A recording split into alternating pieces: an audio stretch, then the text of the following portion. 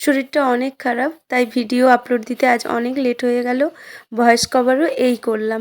মা একটু বেদানার রস দিয়ে গেছে কাপে করে, ছেলে বলছে আমাকেও দাও। তো আমি বললাম তুমি এটাই খাও আর তারপরে আমাকে একটু দিও।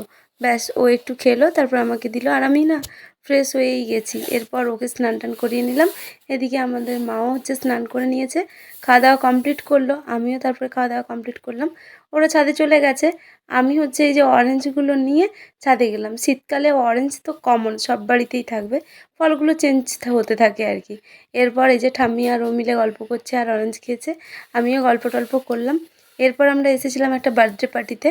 তো বিদ্যুৎদার বার্থডে ছিল, কিন্তু বাচ্চারা সবাই মিলে কেক কাটিং করলো আর অনেক মজা করলাম।